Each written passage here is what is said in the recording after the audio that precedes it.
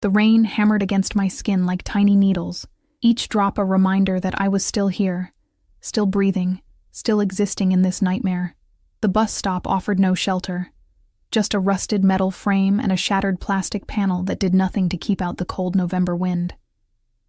My clothes clung to my body, heavy and suffocating, while my suitcase lay toppled on its side in a puddle, its broken wheels spinning uselessly. I couldn't stop shaking, not from the cold, though my fingers had gone numb 20 minutes ago, not from the rain that plastered my hair to my cheeks and neck. I shook because 3 hours ago I had a husband. 3 hours ago I had a home. 3 hours ago I believed the lie that I mattered to someone. "You're pathetic," Marcus had said, his voice flat and emotionless as he pulled the car over to this godforsaken corner of the city. "I can't even look at you anymore. Get out." I'd begged. God, I'd begged like a dog, my hands gripping the dashboard as he reached across me to open the passenger door. The smell of his cologne, the one I'd bought him for our anniversary, filled my nostrils as he shoved my shoulder. Not hard enough to hurt, but firm enough to make his point clear. "Marcus, please, out." The suitcase had come flying after me, landing with a crack on the pavement. I'd watched our car, my car too, technically, though I'd never driven it, disappear around the corner, red taillights blurring through my tears until they vanished completely. That was an hour ago. Now I sat on the filthy curb, my jeans soaking up rainwater and oil stains, watching cars pass without stopping. People walked by with umbrellas, their eyes sliding over me like I was invisible. Maybe I was. Maybe I'd been invisible all along, and Marcus had just been the first person cruel enough to say it out loud. My phone was dead. My credit cards were in Marcus's name.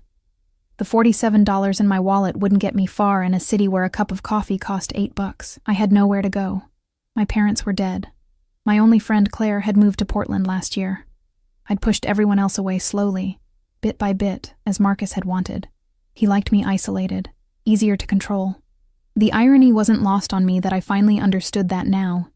Sitting in a puddle at a bus stop in the worst neighborhood in the city, a black SUV rolled past, slow and predatory, like a shark circling wounded prey. I pulled my knees closer to my chest, making myself smaller. The vehicle stopped 20 feet away, its brake lights glowing red in the downpour. My heart lurched into my throat. This was it. This was how I died.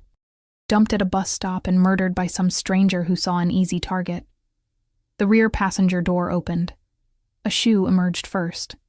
Expensive, black leather that looked like it cost more than my rent. Then a leg, clad in perfectly tailored charcoal pants with a knife-sharp crease. The man who stepped out moved with a fluid grace that seemed impossible for someone his size. He was tall, easily over 6 feet, with broad shoulders that filled out his black wool coat like he'd been poured into it. But it was his face that made my breath catch. Young, maybe early 30s, with sharp, aristocratic features that belonged on a marble statue in some European museum. Dark hair swept back from a high forehead, slightly damp from the rain. His jaw was clean-shaven and angular enough to cut glass. But his eyes, God, his eyes. Even from this distance, even through the rain and gathering darkness, they pinned me in place, dark, calculating, and utterly devoid of mercy. He didn't move toward me immediately. Instead, he stood beside the SUV, perfectly still, as if the rain didn't dare touch him. A second man emerged from the driver's side, thick-necked, wearing a suit that bulged slightly at the shoulder in a way that suggested a weapon. He opened an umbrella and held it over the first man's head without being asked. The first man's gaze never left me. My instincts screamed at me to run, but my legs wouldn't cooperate. I was frozen, a rabbit staring down a wolf, knowing that running would only trigger the chase. He moved then, walking toward me with measured steps. The bodyguard followed, keeping the umbrella perfectly positioned. As they approached, I caught the scent of expensive cologne. Nothing like Marcus's department store brand, but something dark and woody with notes of leather and smoke. It wrapped around me, invasive and inescapable. "You've been sitting here for 53 minutes. His voice was low, smooth, with an accent I couldn't quite place. Maybe Italian, maybe something else Mediterranean. Not a question. A statement of fact. I stared up at him, water streaming down my face, and managed to croak. "How do you—" "I know many things." He crouched down, bringing himself to eye level with me, and suddenly the rest of the world fell away. Up close, he was devastating. High cheekbones, a straight nose that had probably been broken once and set perfectly. Lips that would have looked feminine on anyone else but on him seemed dangerous. His eyes were the darkest brown I'd ever seen, almost black, and they studied me with an intensity that made my skin prickle. "You're shivering," he observed, as if commenting on the weather. "I'm fine," I lied, my teeth chattering so hard I could barely form the words. His lips quirked. Not quite a smile, but something that suggested he found my defiance amusing. "You're sitting in a puddle in one of the most dangerous neighborhoods in the city at 9 o'clock at night. You are demonstrably not fine." "I don't need—" "Your husband." He cut me off, his tone sharpening. "Marcus Wheeler, 34, works at Brighton & Sons Insurance. Drives a 2019 Honda Accord. Left you here at 6:47 p.m. after draining your joint bank account this morning." The blood drained from my face. "How do you know that?" He ignored the question, his eyes traveling over my face with clinical precision. "You have nowhere to go. No money. No phone that works." His gaze dropped to my suitcase. And one broken wheel. Terror and confusion warred inside me. "Are you a cop?" This time he did smile, and it was the kind of smile that made predators nervous. "No, Piccola. I'm something much worse." Before I could process that, he stood in one fluid motion and extended his hand. "Come with me." I shook my head violently, pressing myself back against the bus stop pole. "I'm not going anywhere with you. I don't know you. You have two choices." His hand remained extended, steady as stone. "You can sit here and wait for the junkies who will be coming through in approximately—" He glanced at an expensive watch that caught the streetlight. 14 minutes, based on their usual schedule. "They will rob you, possibly assault you, and definitely leave you with nothing. Or—" He paused, letting the word hang in the air. "Or?" I whispered. "Or you trust that I mean you no harm tonight." His eyes locked with mine, and I felt the weight of some unspoken promise in them. "I'm offering you shelter, food, and safety. Nothing more." "Why?" The question burst out of me. "Why would you help me? You don't know me." Something flickered across his face, too fast to identify, but it looked almost like recognition. "Perhaps I see something in you worth preserving." The bodyguard shifted slightly, and I caught another glimpse of the bulge under his jacket. These weren't good men.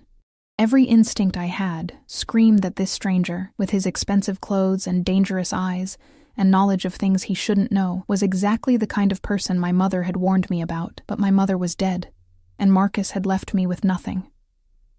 And somewhere in the distance, I heard voices, rough, male, laughing about something that made my stomach turn. The stranger's hand remained extended, patient and unwavering. I thought about the next few hours. About sitting here as the temperature dropped. About those voices getting closer. About the $47 that wouldn't even buy me a decent hotel room in this city. About dying alone in a puddle because my husband had finally admitted what I'd always suspected, that I was worthless, invisible, nothing. Or I could take this devil's hand and see where it led. My fingers were shaking when I reached up and placed my hand in his. His palm was warm, impossibly warm, and his fingers closed around mine with a gentleness that contradicted everything about his appearance. He pulled me to my feet effortlessly, and I stumbled slightly, my legs numb from sitting. He steadied me with a hand on my elbow, and I caught another wave of that cologne, smoke and leather and something darker, something that smelled like power. "What's your name?" he asked, his voice softer now. "Emma," I managed. "Emma Wheeler." His jaw tightened almost imperceptibly at the last name, not for much longer, I suspect. He gestured to the bodyguard, who immediately retrieved my broken suitcase. "My name is Dante Caruso." The name meant nothing to me, but the way he said it suggested it should have. He guided me toward the SUV, his hand still on my elbow, protective and possessive in equal measure. The bodyguard opened the rear door, and warm air spilled out, carrying with it the scent of leather seats and expensive cigars. I hesitated at the threshold. Trust is earned, I know, Dante murmured near my ear, close enough that his breath ghosted across my skin. But tonight, Emma Wheeler, you'll have to trust on faith. I climbed into the SUV. The door closed behind me with a solid, final thunk that sounded like a prison cell locking. Dante slid in beside me, maintaining a respectful distance, and the bodyguard took the driver's seat. The engine purred to life, a sound so smooth and quiet it barely registered. I sat in the corner, arms wrapped around myself, painfully aware of the puddle I was creating on the pristine leather seat. Dante pulled out his phone, one of 3 visible in various pockets, and typed something quickly. "Take us home, Marco," he said to the driver. Home. Not the hotel or the safe house. Home. What had I just done? As if reading my thoughts, Dante turned to me, his dark eyes reflecting the passing streetlights. "You made the right choice, Piccola." His voice held absolute certainty. "Though you don't know it yet." The SUV rolled through the rain-slicked streets, leaving the bus stop and my old life behind. I watched the city blur past the tinted windows, every mile taking me further from everything I knew and deeper into something I couldn't name. Dante made another call, speaking in rapid Italian. I caught only a few words. "Donna, camera, subito," before he switched back to English. "You'll have your own room," he said, pocketing the phone. "Private bathroom. Whatever clothes you need will be provided. You're free to leave in the morning if you wish." "And if I want to leave now?" I tested. His smile was quick and sharp. "Then Marco will drive you anywhere you'd like to go, though I confess, I hope you'll stay." The way he said "stay" made it sound less like a request and more like a foregone conclusion. We drove for 20 more minutes, leaving the city center and heading into an area I'd only seen in magazines, where old money lived behind iron gates and security systems that cost more than most people's houses. The SUV turned down a private drive lined with ancient oak trees, their branches forming a tunnel overhead. Then I saw it. The house, no, the estate, rose out of the darkness like something from another era. 3 stories of pale stone and arched windows, lit from within by warm golden light. A fountain burbled in the circular drive, and even through the rain, I could see the meticulous landscaping, the marble steps, the massive oak door that looked like it belonged on a cathedral. "Where are we?" I breathed. "My home," Dante replied simply. Marco pulled up to the entrance, and another man appeared immediately with an umbrella. The door opened, and Dante stepped out, then turned back to offer me his hand again. I took it. He led me up the marble steps and through that imposing door, into an entrance hall that stole what little breath I had left. Black and white marble floors stretched toward a sweeping double staircase. Crystal chandeliers cast prismatic light across walls hung with what looked like original oil paintings. The smell of beeswax and old money filled my nostrils. A woman appeared, 50s, dressed impeccably in a black dress, her silver hair pulled into a perfect bun. "Sir," she greeted Dante with a nod. "Mrs. Chen, this is Emma. She'll be staying with us. Please prepare the blue room and have Sophia bring up some clothes." His hand was still on my elbow, warm and commanding. "And draw a bath. She's half frozen." "Of course, sir." Mrs. Chen's eyes softened when she looked at me, though her expression remained professionally neutral. "This way, miss." I started to follow her, but Dante's fingers tightened slightly on my arm. I looked back at him, and something in his expression made my pulse quicken. "You're safe here," he said, each word weighted with meaning. "But Emma?" He leaned in slightly, and I caught that intoxicating scent again. "Don't try to run. Not tonight. The grounds are, well protected. It wasn't a threat. Not exactly. But it wasn't not a threat either." Then he released me, and I felt the absence of his touch like a physical thing. Mrs. Chen led me up the staircase, down a hallway lined with more paintings and antique furniture, and finally to a room that was bigger than the apartment I'd shared with Marcus. The bed alone could have fit 4 people, with a canopy of deep blue silk and enough pillows to drown in. French doors led to what looked like a balcony, though it was too dark to see much beyond the glass. "The bathroom is through there," Mrs. Chen said, gesturing to another door. "I'll bring clothes shortly. Is there anything specific you need, miss? My voice cracked. I don't understand what's happening. Her expression remained carefully blank. Mr. Caruso will explain everything in the morning. For tonight, you should rest. She paused at the door. You're safe here, miss. Whatever else you might fear, know that. Then she was gone, and I was alone in this impossible room, in this impossible house, with a man whose name I'd only learned 30 minutes ago. I walked to the bathroom in a daze. It was all marble and gold fixtures, with a tub large enough to swim in. Steam was already rising from the water Mrs. Chen must have started before I arrived. I caught sight of myself in the massive mirror and barely recognized the woman staring back. Mascara streaked down pale cheeks, hair plastered to my skull, clothes ruined and dripping. I looked like exactly what I was, a woman who'd been abandoned in the rain like garbage. But Dante Caruso hadn't looked at me like garbage. He'd looked at me like I was something precious, something worth protecting, something he intended to keep. I stripped off my wet clothes and sank into the bath, the hot water making my frozen skin scream. As warmth slowly returned to my body, I tried to make sense of the last hour. Who was Dante Caruso? How had he known about Marcus, about the bank account, about everything? Why had he been driving down that specific street at that specific time? And why? Why had he stopped for me, a nobody? A woman sitting in a puddle with nowhere to go. The water turned pink from where I'd scraped my knee during Marcus's shove. I watched the blood dissipate and thought about choices, about the moment I'd taken Dante's hand, about the way his fingers had closed around mine like he'd been waiting for that exact moment, like he'd known I would choose him. A knock startled me. Clothes, miss? A young woman's voice called through the door. Just leave them outside, please. When I finally emerged from the bath, wrapped in a towel that was softer than anything I'd ever owned, I found a pile of clothes on the bed. Not the cheap basics I'd expected, but expensive silk pajamas in deep emerald green, a cashmere robe, even new underwear in exactly my size. How did they know my size? I dressed with shaking hands and climbed into the enormous bed. The sheets smelled like lavender and something else, something that reminded me of Dante's cologne, though fainter, as if the scent had seeped into the very walls of this house. I should have been terrified. I should have been planning my escape. Instead, I lay in the darkness, staring at the ceiling, and felt something I hadn't felt in years. Safe.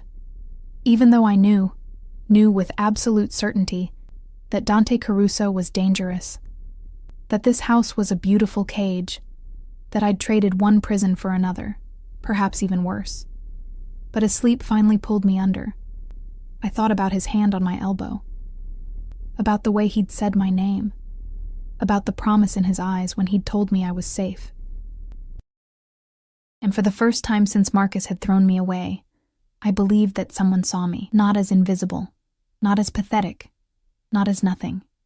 Dante Caruso saw me, and whatever that meant, whatever danger came with being seen by a man like him, I was too broken to care. Tomorrow, I told myself. Tomorrow I would ask questions. Tomorrow I would understand. But tonight, I let the exhaustion win. I let myself sink into silk sheets in a blue room in a mansion that shouldn't exist, rescued by a man whose very name felt like a warning. Outside my door, I heard footsteps, measured, deliberate. They paused outside my room for several heartbeats before continuing down the hallway. He was checking on me. The thought should have frightened me. Instead, I pulled the covers closer and fell asleep to the sound of rain against the windows and the ghost of leather and smoke in the air. Sunlight woke me, not the filtered gray light of my old apartment, but brilliant golden rays that poured through the French doors like liquid honey. For a disoriented moment, I didn't remember where I was. Then it all came rushing back. Marcus, the bus stop, the rain, and Dante Caruso's dark eyes watching me like I was something he'd been searching for. I sat up slowly, my body aching in places I hadn't known existed. The clock on the nightstand read 9:47 a.m. I'd slept for almost 12 hours. A soft knock interrupted my racing thoughts. "Come in," I called, my voice rough with sleep. Mrs. Chen entered carrying a tray laden with food, fresh fruit, pastries that smelled like butter and heaven. orange juice in a crystal glass, and coffee in a delicate porcelain cup. The scent alone made my stomach clench with hunger. "Good morning, Miss Emma. Mr. Caruso asked that you join him for lunch at noon. Until then, please eat and rest." She set the tray on a small table near the window. "There are clothes in the closet. Everything should fit." "Mrs. Chen, wait." I scrambled out of bed. "I need to understand what's happening. Who is Dante Caruso? Why am I here?" Her expression remained impassive, but something flickered in her eyes. Pity, maybe, or understanding. "Mr. Caruso will answer your questions himself, miss. It's not my place." She moved toward the door, then paused. "But I will say this. In the 15 years I've worked for him, I've never seen him bring anyone to this house. You should consider what that means." Then she was gone, leaving me alone with more questions than answers. I approached the closet with trepidation and pulled open the doors. Inside hung at least 20 outfits, designer labels I recognized from magazines but had never imagined wearing. Dresses, pants, blouses, even casual wear. All in my size. All clearly expensive enough to pay my rent for months. My hands trembled as I pulled out a simple outfit. Dark jeans that fit like they'd been tailored for my body, a cream cashmere sweater softer than clouds, and leather boots that probably cost more than my wedding dress had. When I checked the tags, my blood ran cold. They were all brand new. Purchased recently. How recently? I dressed mechanically, my mind spinning. Then I caught sight of myself in the mirror and barely recognized the woman staring back. The clothes transformed me into someone who belonged in a house like this. Someone who looked expensive, cared for, valued. The breakfast was equally disconcerting. Perfectly ripe strawberries, croissants that melted on my tongue, coffee so rich and smooth it made me want to weep. I ate standing by the window, looking out over manicured gardens that stretched toward a distant tree line. This wasn't just wealth. This was generational money, the kind that built empires and crushed anyone who got in the way. What had I walked into? At 11:45, Mrs. Chen returned. "Mr. Caruso is ready for you now." I followed her through the mansion's labyrinth of hallways, each more opulent than the last. We passed rooms filled with antiques and art that belonged in museums.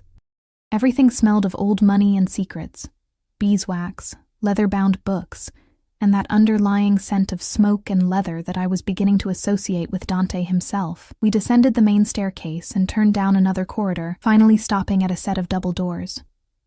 Mrs. Chen knocked once, then opened them without waiting for a response. The room beyond stole my breath. Floor-to-ceiling windows overlooked the gardens, flooding the space with light. But it was the man standing by those windows who commanded all attention. Dante wore a charcoal suit that looked hand-stitched, his dark hair perfectly styled, one hand in his pocket while the other held a phone to his ear.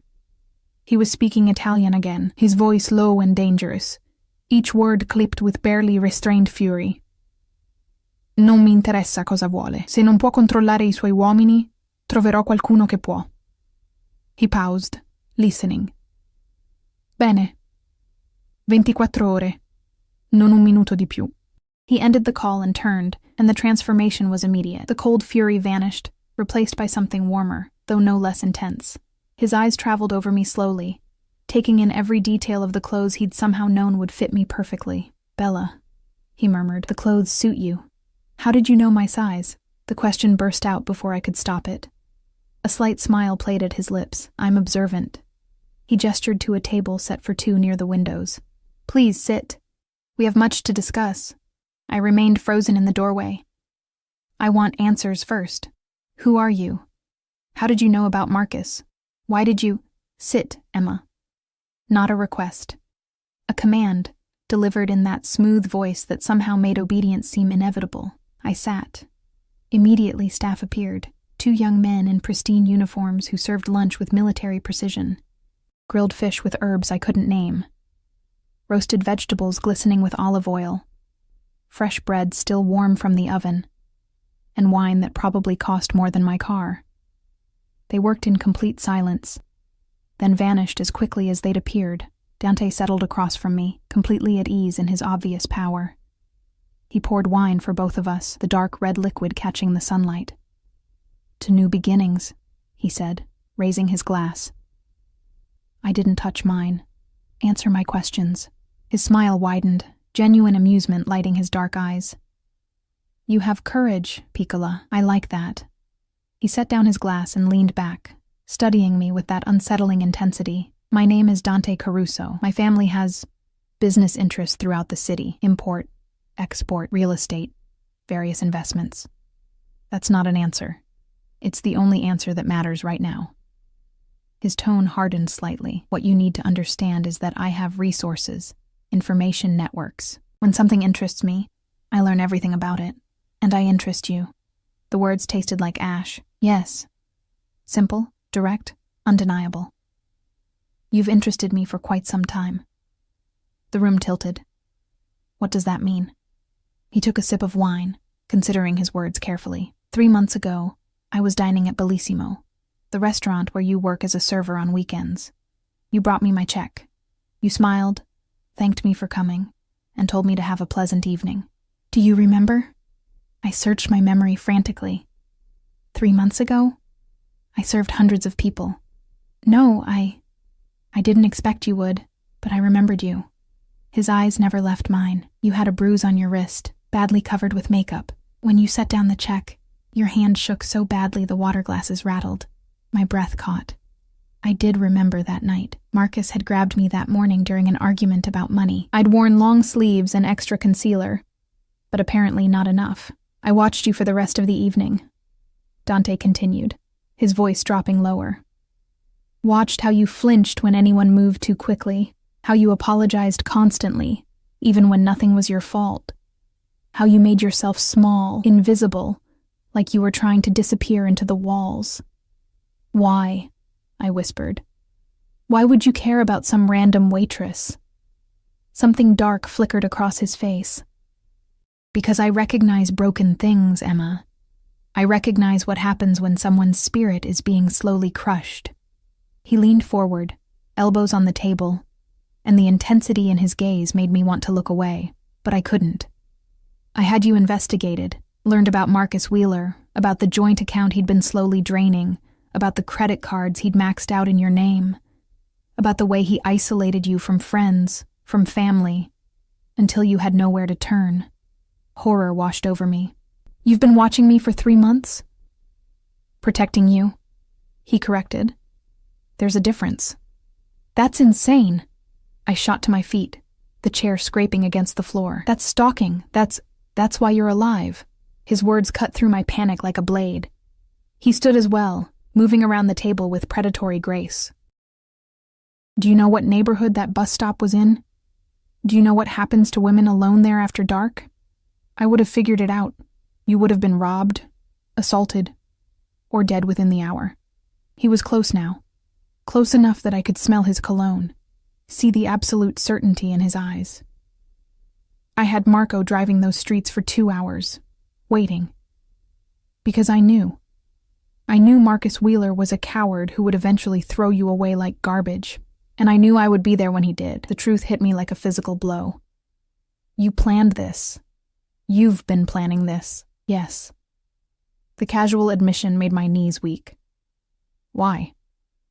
He reached up slowly, giving me time to pull away, and brushed a strand of hair from my cheek. His fingers were warm, gentle, completely at odds with everything he was telling me, because you deserve better than Marcus Wheeler.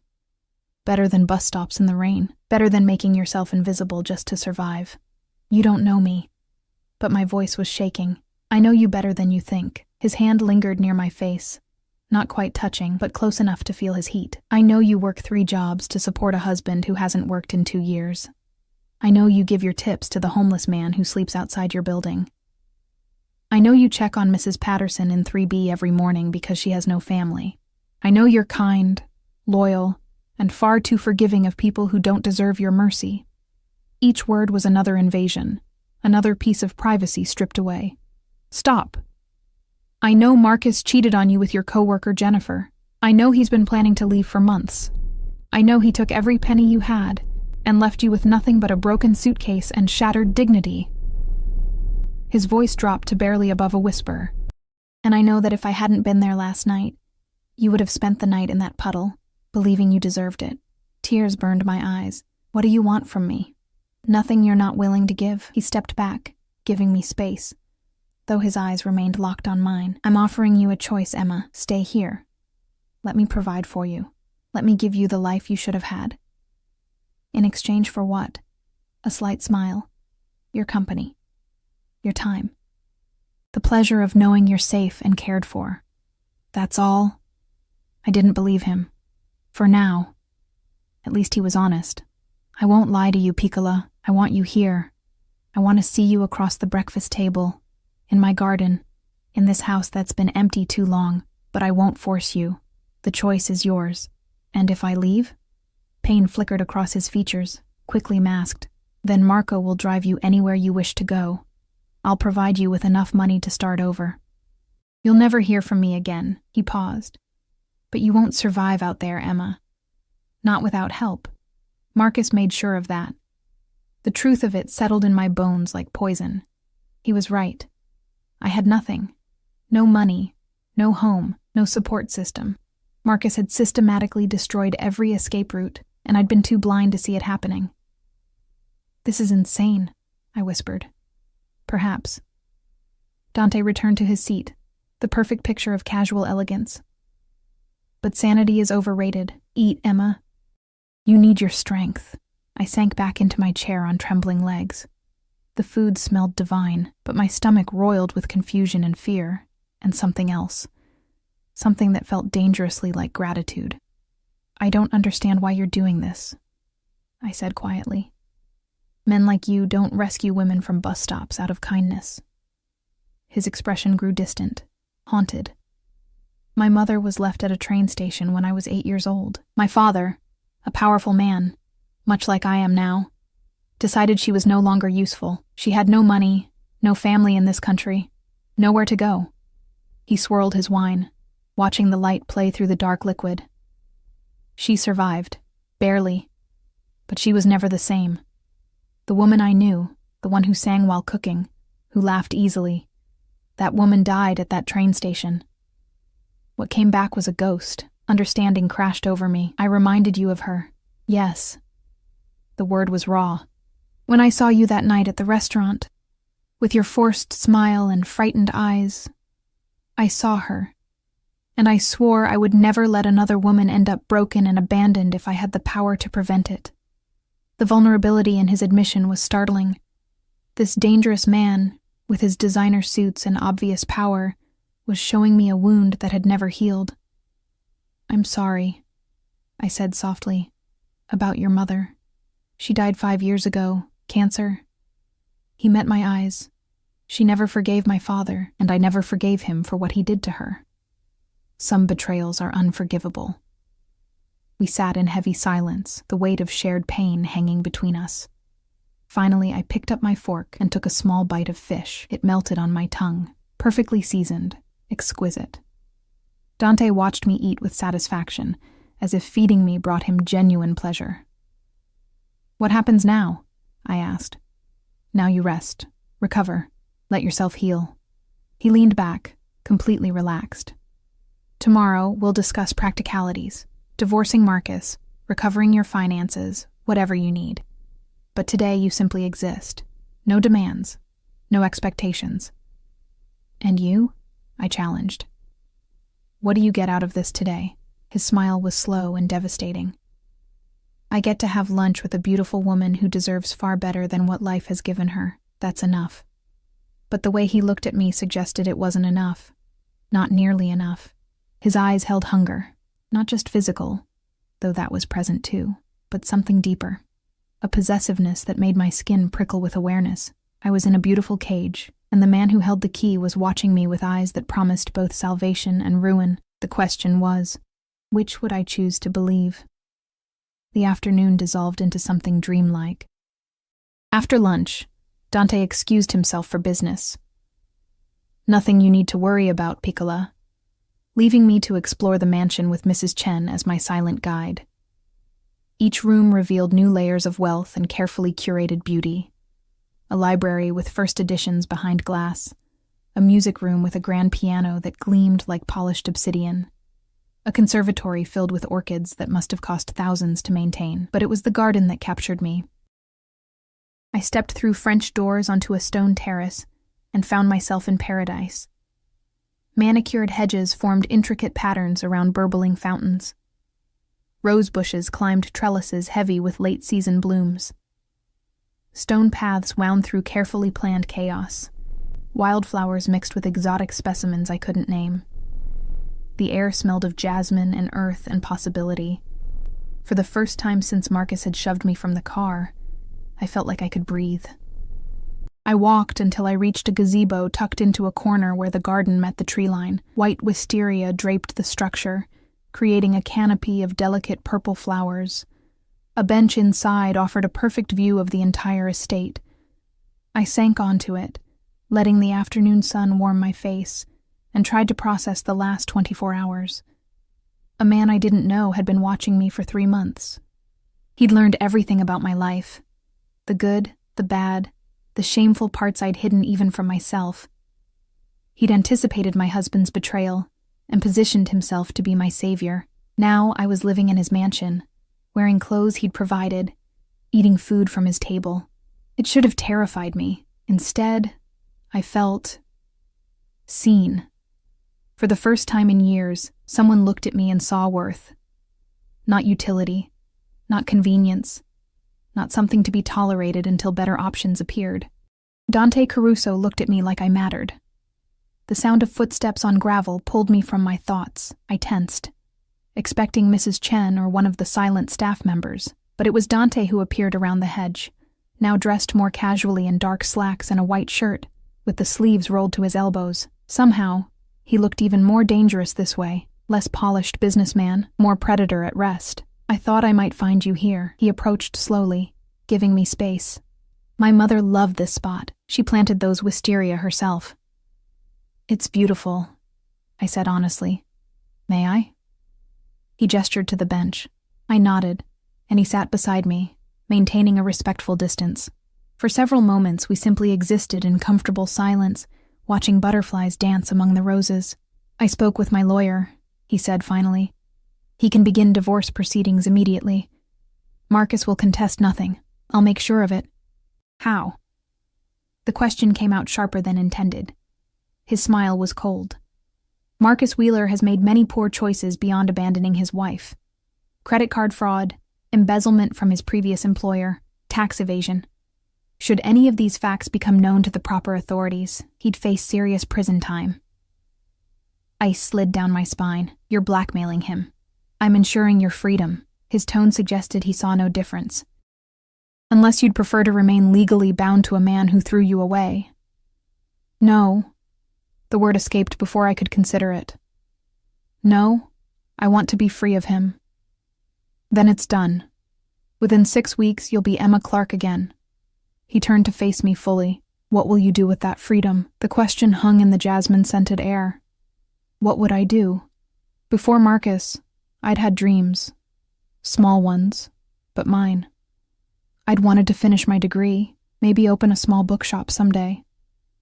Travel, even if just to see the ocean. But Marcus had methodically crushed each dream until I'd stopped having them altogether. I don't know, I admitted. I haven't thought about the future in so long. Then think about it now. His voice softened. Here, you have time, space. No one demanding things from you, taking from you, making you small. What does Emma Clark want? The intensity of his focus made my chest tight. Why does it matter to you? Because you matter to me. Simple. Direct. Devastating. You don't know me, I protested weakly. I know enough.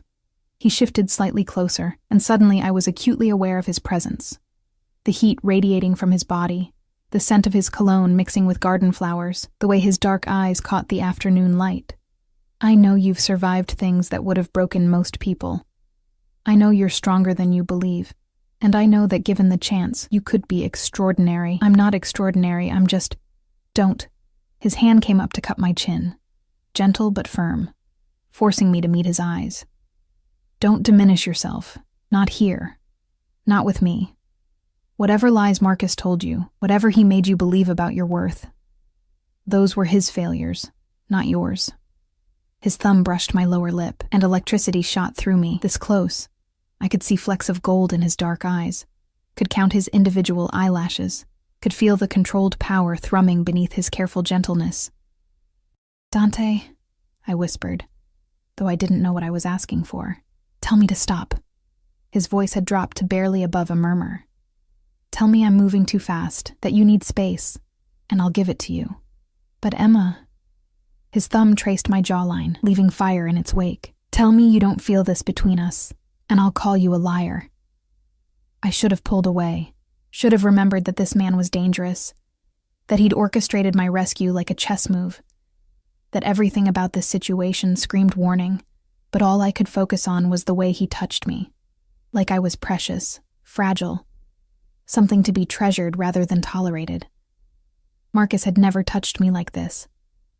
Not even in the beginning, when I'd still believed in fairy tales and happy endings. "I don't understand what's happening," I admitted. "Neither do I." His honesty startled me. "I've had 3 months to prepare for meeting you properly, but nothing prepared me for having you actually here, for watching you sleep in my guest room, for seeing you in my garden, with sunlight in your hair, looking like you finally belong somewhere. I don't belong here. This isn't my world. It could be." His hand slid from my face to my neck, fingers tangling gently in my hair. "If you wanted it, if you gave us a chance to see what this could become." "This?" My heart hammered against my ribs. This connection, this pull between us that defies logic. He leaned closer, his breath ghosting across my lips. "I've never wanted to protect something as much as I want to protect you. I've never felt so certain that someone was meant to be mine. Yours." The word should have sounded like captivity. Instead, it sounded like salvation. Mine to care for, mine to shelter, mine to... The sharp ring of his phone shattered the moment. Dante cursed in Italian, pulling away to check the screen. Whatever he saw there made his expression harden into something cold and lethal. "I need to take this." He stood abruptly. "Stay in the garden. Marco is nearby if you need anything. I'll find you when I'm finished." Then he was striding back toward the house, already barking orders in Italian to whoever had called. I watched him disappear, my skin still tingling where he'd touched me, my mind reeling from how close we'd come to... What? A kiss? More? I pressed my fingers to my lips, trying to calm my racing pulse. This was madness. I'd been in this house for less than 24 hours, and already I was falling under Dante Caruso's spell. Already I was starting to forget that he was dangerous, that he'd manipulated my rescue, that men with his kind of power didn't do things out of kindness, but God help me. I wanted to forget. I wanted to believe in the fairy tale he was offering, the beautiful house, the gentle touches, the promise of being treasured instead of tolerated. I spent the next hour walking through the gardens, trying to clear my head. Eventually, I found myself back at the mansion as dusk painted the sky in shades of purple and gold.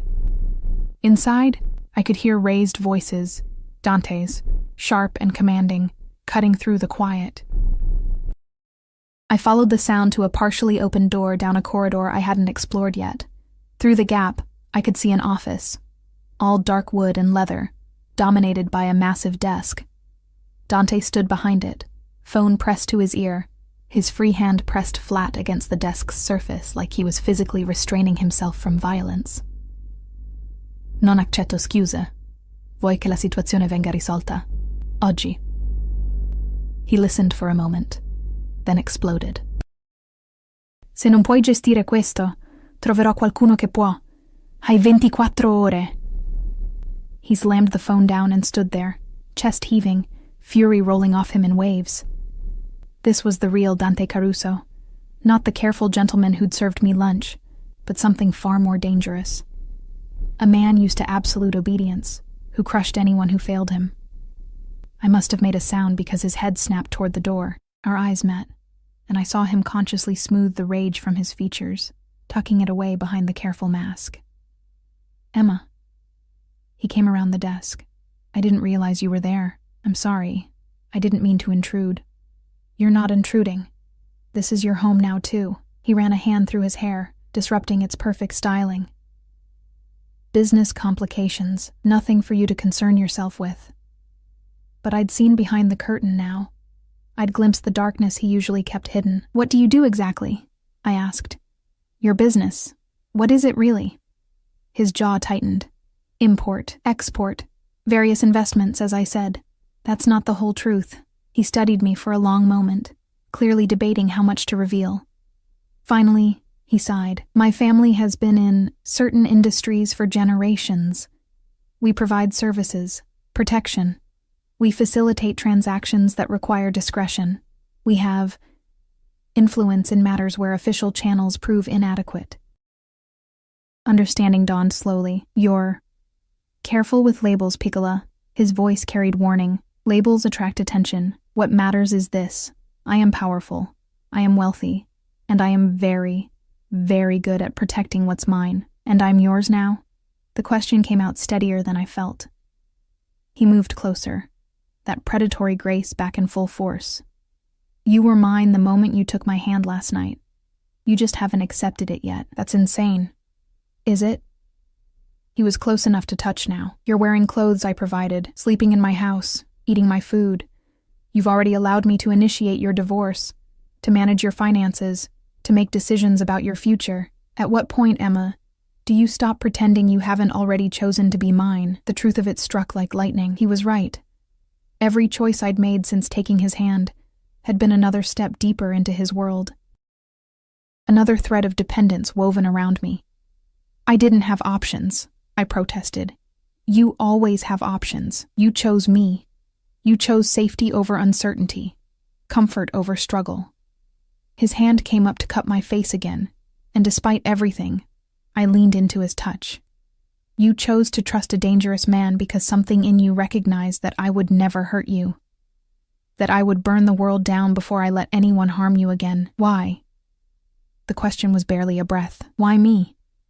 "Because the moment I saw you trying to disappear into the walls of that restaurant, I recognized a kindred spirit." His thumb traced my cheekbone with devastating gentleness. "Because you're broken in the same place as I am. Because when I look at you, I see someone worth fighting for, worth protecting, worth keeping. This is happening too fast. I know." He pressed his forehead to mine, and the intimacy of the gesture made my breath catch. "But time is a luxury I don't have. The world I live in doesn't allow for slow courtships and gentle persuasion. When I want something, I take it. And I want you, Emma Clark. I want you safe in my house, eating at my table, sleeping under my protection. I want to wake up knowing you're here, that you're mine, that no one will ever throw you away again." That sounds like obsession. Perhaps it is. He pulled back just enough to look into my eyes. "Does that frighten you?" It should have. Every rational part of my brain screamed warnings, but beneath the fear was something else, something warm and dangerous and intoxicating. For the first time in my life, someone wanted me with an intensity that couldn't be denied or diminished. Someone looked at me and saw not a burden or a convenience, but something precious enough to obsess over. "Yes," I admitted. "It terrifies me." "Good." His smile was dark and possessive. "Fear means you're paying attention. Fear means you understand exactly what you're getting into." His hands framed my face, holding me captive with gentleness and certainty. "I won't pretend to be something I'm not, Piccola. I'm dangerous. I'm possessive. When something belongs to me, I protect it with everything I have. And I will never, ever let you go." The promise hung between us, heavy with meaning. This was my last chance to run. My last opportunity to choose safety over this beautiful, terrifying captivity. But as I stood there, cradled in the hands of a man who'd orchestrated my rescue and was now claiming ownership of my future, I realized something that should have horrified me. I didn't want to run. For better or worse, I was exactly where I wanted to be. The next 3 weeks passed in a blur of carefully constructed normalcy that felt anything but normal.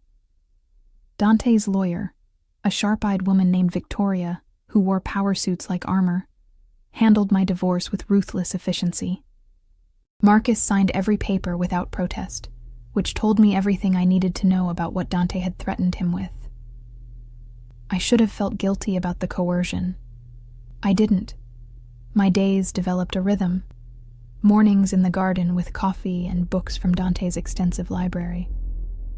Afternoons exploring the estate or the small art studio Mrs. Chen had shown me, stocked with supplies I hadn't touched in years.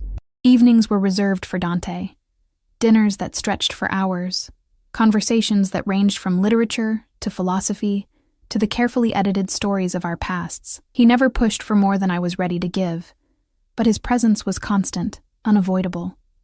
The way he watched me across the dinner table. The casual touches that lingered, a hand at the small of my back, fingers brushing mine when passing a wine glass. The way he said my name, like it was something sacred. I was falling, and we both knew it. But the house held secrets. I'd hear Dante's voice late at night, sharp with authority, speaking rapid Italian into one of his many phones. Men in expensive suits would arrive for meetings in his office, and the doors would close with an ominous finality. Marco and the other security personnel moved through the house like silent shadows, always watching, always present. I pretended not to notice. It was easier that way. On a Thursday afternoon, everything changed. I was in the library, curled in a leather chair with a first edition of Wuthering Heights, when shouting erupted from somewhere below, not just raised voices, genuine fury, the kind that preceded violence. I froze, the book forgotten, as the sounds grew closer. Then Dante's office door slammed open hard enough that I heard it from 2 floors up. "You don't have the authority!" a man's voice, thick with accent and rage. "Antonio should be making these decisions, not you. Antonio is in prison because of his incompetence." Dante's voice was cold, lethal. "I'm in charge now. What I say is law. You're too young, too reckless. This obsession with the girl, it makes you weak." The world stopped. "Careful, Lorenzo." Danger dripped from every syllable. "You're questioning my judgment. That's a mistake you won't make twice. Everyone sees it. You bring some nobody into your home, dress her up like a doll, spend your time playing house while the Russo family moves against us. You're distracted, Dante, vulnerable, and that puts all of us at risk." My hands gripped the book so hard my knuckles turned white. This was the world Dante had kept hidden. The violence, the power struggles, the reality of what he truly was. "Emma is not your concern." Each word was enunciated with precision. "She's under my protection. Anyone who threatens her, who even looks at her wrong, will discover exactly how reckless I can be. You're willing to start a war over some woman? I'm willing to end one." A pause, heavy with meaning. "The Russos are already moving. They've been consolidating power for months. Whether Emma was here or not, this confrontation was inevitable. But yes, Lorenzo, if they touch her, if they so much as breathe in her direction, I will burn their entire organization to the ground and salt the earth where it stood." Silence fell, broken only by my thundering heartbeat. "Get out," Dante finally said. "And spread the word. Emma Clark is mine. She is sacrosanct. Anyone who forgets that will answer to me personally." Footsteps retreated, followed by the slam of a door. I sat paralyzed, processing what I'd heard. The Russo family. Wars. Protection that came with threats of annihilation. I was in deeper than I'd imagined. That evening, Dante was late to dinner. When he finally appeared, his tie was loose, exhaustion evident in the tightness around his eyes. But when he saw me waiting at the table, something in his expression softened. "I'm sorry," he said, pouring himself a generous measure of whiskey. "Business kept me longer than expected." I heard the argument. No point in pretending otherwise. His hand stilled on the glass. "How much?" "Enough." I met his eyes across the table. "Enough to understand that I've put you in danger. That your people think I'm a weakness." He drained the whiskey in one swallow and crossed to where I sat, pulling out the chair beside me instead of taking his usual place across the table. When he reached for my hand, I let him take it. "You're not a weakness, Emma. You're the only real thing I have." His thumb traced circles on my palm. "Everything else is power plays and politics, manipulation and violence. But you, when I'm with you, I remember what it feels like to want something beyond empire building." "What do you want?" I whispered. "You. Just you." He brought my hand to his lips, pressing a kiss to my knuckles. Safe. Happy. Mine. The Russo family is my problem, not yours. His jaw tightened. There are things happening in my world right now, conflicts that were brewing long before you arrived, but I need you to trust me, Piccola. Trust that I will keep you safe no matter what comes. How can you promise that? Because I've already prepared for every contingency. This house is fortress secure. Marco and my men are the best in the business. And anyone foolish enough to come after you will learn why my family has held power for 3 generations. His eyes held that cold fury I'd glimpsed before. I am very, very good at protecting what's mine. There was that word again. Mine. It should have chafed. Should have made me rebel against the possessiveness. Instead, it wrapped around me like a blanket. Warm, secure, undeniable. I don't want to be the reason you get hurt, I said quietly. Then don't leave. His free hand came up to cup my face. That's the only thing that could truly hurt me now. Waking up to find you gone, coming home to an empty house. Living without... He cut himself off, jaw working. Without what? Without the woman I'm falling in love with. The words hung between us, too heavy to ignore. My breath caught, heart hammering against my ribs. It was too soon, too fast, too dangerous. Everything about this was impossible, but when I looked into his eyes, I saw truth. Raw, unvarnished, terrifying truth. Dante? You don't have to say it back. I know it's soon. I know I'm asking too much, too fast. His thumb brushed across my cheekbone. But I need you to understand what you mean to me. Need you to know that this isn't some game or passing fascination. When I look at you, I see my future, and I will do whatever it takes to keep you in it. I should have been afraid, should have recognized the danger in such intensity, but all I felt was the echo of something unfurling in my own chest, something that had been dead for so long I'd forgotten it could exist, hope. I don't know how to do this, I admitted, how to let myself feel again. Marcus broke something in me, then we'll fix it together. He pulled me to my feet and into his arms, and for the first time, I let myself sink into his embrace fully. He was solid, warm, safe in ways that defied logic. His scent surrounded me, leather and smoke and something uniquely him. Take your time, Emma. Heal. Grow. Become whoever you're meant to be. I'll be here, keeping the monsters at bay. I pressed my face against his chest, listening to his heartbeat. Strong. Steady. Sure. What if I can't be what you need? His laugh was soft, felt rather than heard. You already are. He pressed a kiss to the top of my head. You already are. We stood like that for long minutes, wrapped in each other while the world outside continued its dangerous dance. Somewhere in the city, enemies plotted. Allies questioned. Power shifted like tides. But in this moment, in this embrace, I felt something I hadn't felt in years. Safe. Even knowing the danger, even understanding the stakes, even recognizing that loving Dante Caruso meant entering a world of violence and shadows, I was exactly where I wanted to be. His arms tightened around me, and I realized with startling clarity that I wasn't the only one seeking shelter. He held me like I was precious, yes, but also like I was his anchor, like I kept him tethered to something human in a world that demanded ruthlessness. We saved each other, I thought.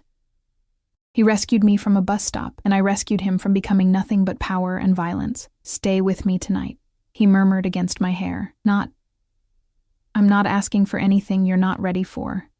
Just stay. Let me hold you. Let me know you're safe. Every rational thought screamed warnings. But my heart, my broken, slowly healing heart, knew what it wanted. Okay, I whispered. His breath released in a rush, and I felt the tension drain from his body. That night, thank you, I fell asleep in Dante Caruso's arms, his heartbeat steady beneath my ear, his fingers tracing lazy patterns on my back. Outside, threats gathered and enemies plotted, but inside this fortress, wrapped in the arms of a dangerous man who loved me with terrifying intensity, I felt safer than I ever had in my entire life. The irony wasn't lost on me. Neither was the truth. I was falling in love with him, too. The attack came on a Tuesday. I was in the garden, sketching roses in the afternoon sun, when the first gunshot shattered the peace. The sound cracked through the air like thunder, followed immediately by shouting and the screech of tires on gravel. Marco appeared from nowhere, grabbing my arm with bruising force. "Inside, now." He dragged me toward the house as more gunshots erupted. I caught glimpses, black SUVs crashing through the gates, men in dark clothes spilling out with weapons raised. Dante's security team returning fire from strategic positions around the estate. War had come to our doorstep. Marco shoved me through the French doors and practically threw me at Mrs. Chen, who stood pale but composed in the entrance hall. "Take her to the safe room. Lock it.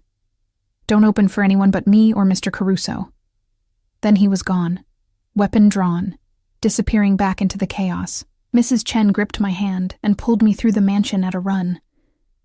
We went down corridors I'd never seen, through a hidden door behind a bookcase, down stone stairs that descended into darkness. My ears rang from the gunfire. My heart threatened to burst from my chest. Dante, where was Dante? The safe room was exactly what it sounded like. A windowless concrete bunker equipped with monitors showing security feeds from around the estate. Mrs. Chen locked the heavy steel door behind us with a series of codes and biometric scans. On the screens, I watched the battle unfold in grainy black and white. Dante's men held strategic positions, their training evident in every coordinated movement. But the attackers, the Russos, kept coming, wave after wave.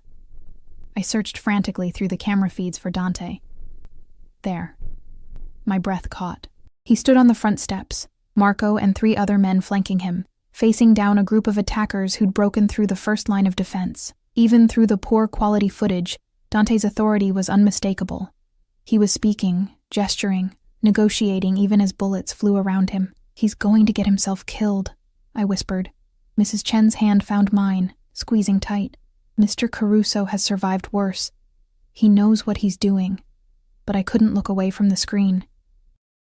Couldn't stop imagining those bullets finding him. Couldn't bear the thought of losing him now, when I'd finally admitted, at least to myself, that I loved him. The standoff on the steps lasted 3 eternal minutes, then Dante made a sharp gesture, and his men opened fire with devastating precision. The attackers fell, or retreated. Dante remained standing, untouched, death personified in a 3-piece suit. The battle lasted 20 more minutes, though it felt like hours. Finally, sirens wailed in the distance. Police, responding to reports of gunfire in this wealthy neighborhood. The remaining attackers fled, leaving behind bodies and blood and shattered peace. On the monitors, I watched Dante speak briefly with someone, probably giving orders about cleanup, damage control, the 1,000 details that came with surviving an assassination attempt. Then he turned and walked back into the house, his stride purposeful and unhurried, as if he hadn't just orchestrated a small war on his front lawn.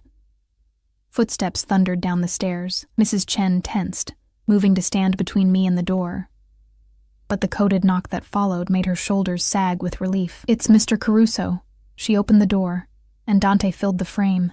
His suit jacket was gone, shirt torn and spotted with blood. Whether his or someone else's, I couldn't tell. His hair was disheveled, face streaked with dirt and gunpowder residue. But his eyes, when they found me, were blazing with relief and fury, and something that looked like fear. "Emma." I launched myself at him before conscious thought caught up. His arms closed around me immediately, crushing me against his chest. He was shaking. This powerful, dangerous man was shaking as he held me. "You're safe," he murmured into my hair, repeating it like a prayer. "You're safe. Thank God you're safe. You could have died." My voice broke. "You stood there in the open. I had to end it quickly. Had to show them that attacking my home, threatening what's mine, would cost them everything." He pulled back just enough to frame my face with his hands, forcing me to meet his eyes. "Are you hurt? Did anyone—" "I'm fine. Marco got me inside before I couldn't finish. The reality of what had just happened was crashing down on me. Dante, they came for you. Because of your work, your enemies." "No." His voice was steel. "They came for you, Piccola. The Russos thought taking you would cripple me. They thought I'd surrender my territory, my power, to keep you safe. His smile was savage. They were right about one thing. I would burn my entire empire to keep you safe. But they were wrong if they thought I'd let them take you in the first place. People died today. The weight of it pressed down on me. Because of me. Because of greed and stupidity, and men who thought they could take what's mine. He kissed my forehead, my cheeks, my nose, frantic, desperate touches. This isn't your fault. This is the world I live in, the consequences of the choices I've made long before you existed in my life. But Emma, his eyes bored into mine. This changes things. The Russos know about you now. They'll try again, smarter next time, which means I need to know right now whether you're staying. What? Are you staying? He was still holding my face, his thumbs stroking my cheekbones. Because if you want out, I'll arrange it. New identity, new city, enough money to start over somewhere safe. I'll let you go if that's what you need. But if you stay, if you choose this life, choose me, then we do this properly. My heart hammered. What does that mean? It means you become untouchable. It means everyone in my world knows that harming you means death. It means... He took a shaking breath. It means you marry me. The world tilted. Dante, I know it's fast. I know I'm asking everything from you, but in my world, there's only one protection stronger than being under my care. Being my wife. My family. Blood of my blood. His eyes held mine, fierce and desperate and full of love. Marry me, Emma. Let me give you my name, my protection, everything I have. Let me keep you safe for the rest of our lives. That's insane, I whispered. But my heart was racing for entirely different reasons now. Yes. His smile was crooked, almost boyish. Completely insane, but I love you. I've loved you since you tried to disappear into the walls of that restaurant. I loved you when you were shivering in the rain. I loved you every morning watching you drink coffee in my garden. And I'll love you every day for the rest of my life if you'll let me. Tears blurred my vision. I barely know you. You know what matters. You know I'll protect you. You know I'll never abandon you. You know that when I look at you, I see home. His voice cracked. Say yes, Piccola. Choose this life. Choose me. Everything rational screamed that this was madness. I'd known him less than a month. He was dangerous, possessive, lived in a world of violence and blood. Marrying him meant accepting all of it. The enemies, the danger, the beautiful cage of his protection, but I'd been invisible my entire life. Marcus had taught me to make myself smaller, quieter, less. He'd convinced me I was worthless, that I should be grateful anyone tolerated my existence. Dante Caruso looked at me and saw someone worth fighting for, worth dying for, worth building a fortress around and defending with everything he had. He saw me, and I loved him for it. Loved him despite the danger, despite the madness, despite every logical reason to run. I loved his intensity, his possessiveness, the way he touched me like I was precious.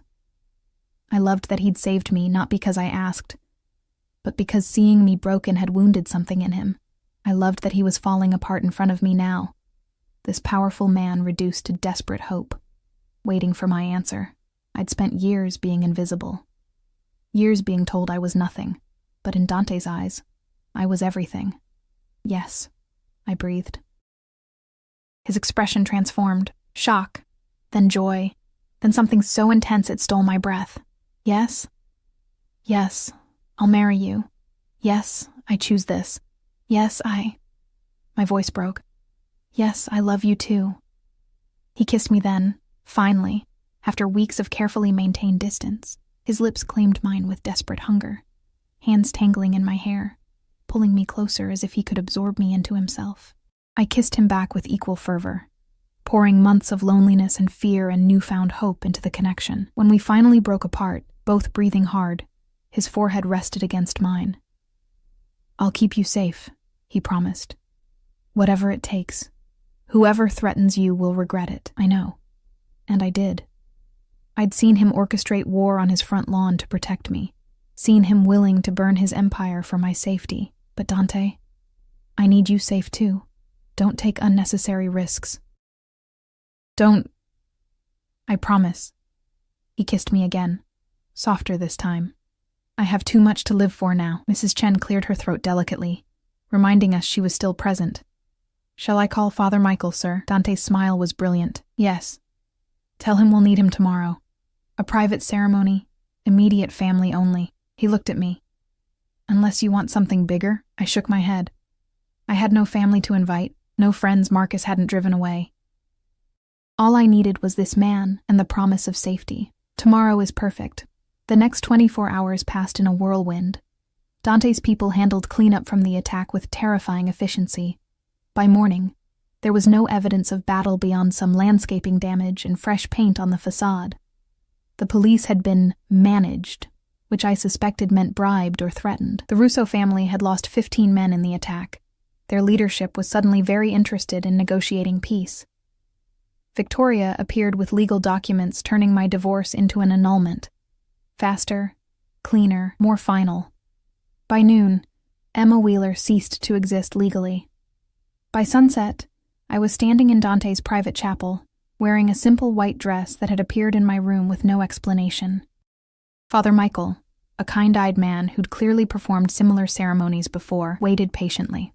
Dante stood before me in a black suit, looking like sin and salvation combined. Marco stood as his witness, Mrs. Chen as mine. The ceremony was brief, traditional, binding. When Father Michael pronounced us married and Dante slid a platinum band onto my finger, engraved with Italian words I'd have to ask him to translate later, I felt something fundamental shift inside me. I was Emma Caruso now, protected, claimed, loved. Dante kissed me before the priest gave permission, and his smile against my lips was pure triumph. That night, he carried me over the threshold of his bedroom, our bedroom now, and made love to me with devastating thoroughness. He was gentle and fierce by turns, murmuring Italian endearments against my skin, claiming every inch of me with hands and lips and whispered promises. Afterward, we lay tangled together, his fingers tracing lazy patterns on my bare shoulder. The inscription on your ring, I murmured sleepily. What does it mean? Mia per sempre, he translated, his voice a low rumble. Mine forever. I should have bristled at the possessiveness. Instead, I turned in his arms and kissed him. Forever, I agreed, because I'd learned something in the week since he'd found me shivering at a bus stop.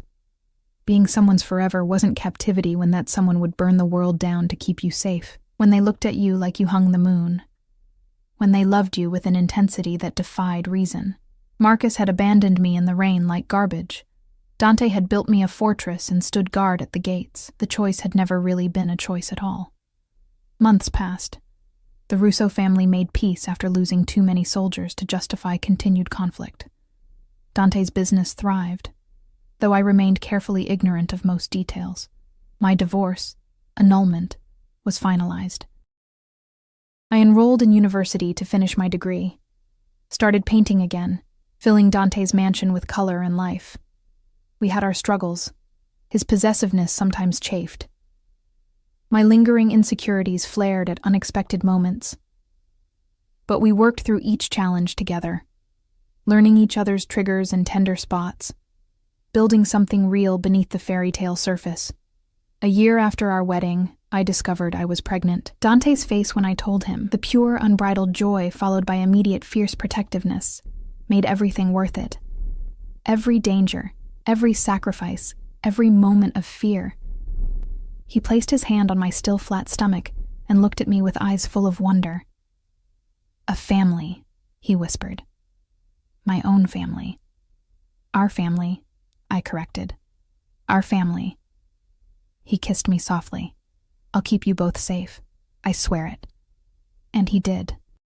Through pregnancy and birth, through sleepless nights with our daughter Sophia, through every challenge that came with raising a child in our complicated world, Dante Caruso proved every day that when he made a promise, he kept it. Sometimes, when I watch him with our daughter, this dangerous man reduced to putty by a little girl's smile, I think about the woman I was, the one shivering at a bus stop, believing she deserved abandonment. That woman is gone. In her place is someone stronger, Someone who knows her worth. Someone who learned that the right kind of love isn't gentle. It's fierce and protective and all-consuming. Marcus had taught me I was nothing. Dante taught me I was everything. And every morning when I wake in his arms, our daughter sleeping peacefully down the hall, I thank God for rain and broken suitcases, and the moment I chose to take a dangerous man's hand, because sometimes salvation wears expensive suits and speaks in accented promises. Sometimes the monster at your door is actually your savior, and sometimes the cage you feared is actually the first real freedom you've ever known. Ti amo, piccola, Dante murmurs against my hair, holding me close as dawn breaks over our fortress. I love you too, I whisper back, and I mean it with every fiber of my being. This is my life now, beautiful, dangerous, perfect, protected by a man who loves me with terrifying intensity. Mother to a daughter who will grow up knowing she's precious, wife to someone who sees me, truly sees me, and chooses me every single day. The bus stop is a lifetime ago. This, his arms, our home, our family, is forever, and I wouldn't change a single moment.